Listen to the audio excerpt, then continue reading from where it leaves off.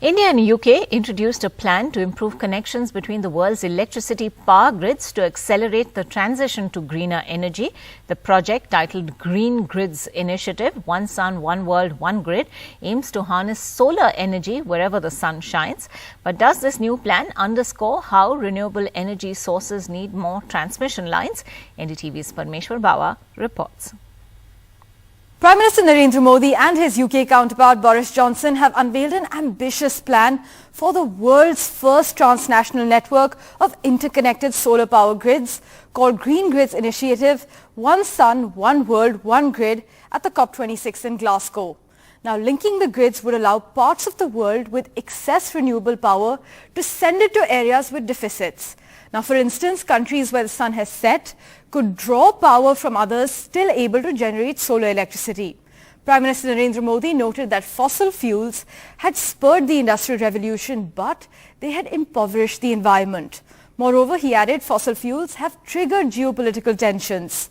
Now, this new initiative aims to provide countries across the world with clean energy drawn from the sun through a series of interconnected grids. Australia, France, India, the US and the UK are the main members of the initiative, which has the backing of 80 members of the 99-nation-strong ISA. Now, keeping 1.5 degrees Celsius alive means global emissions will need to cut in half by 2030. Achieving this will require dramatic acceleration in innovation and deployment of clean energy solutions and on a global scale.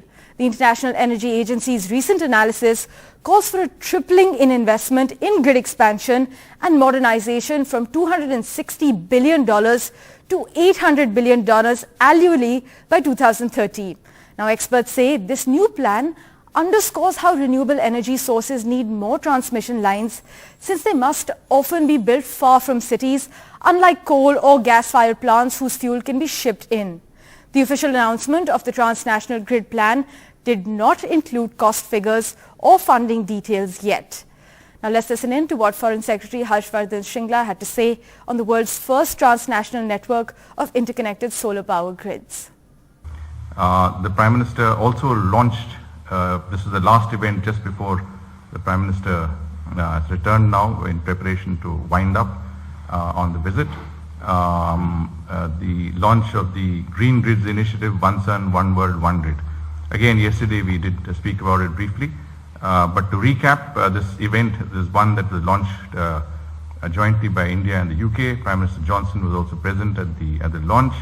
It envisions a global ecosystem of interconnected renewable energy green grids, brings together the International Solar Alliances Initiative and UK's Green Grid Initiative. It complements India's focus on harnessing the energy of the sun.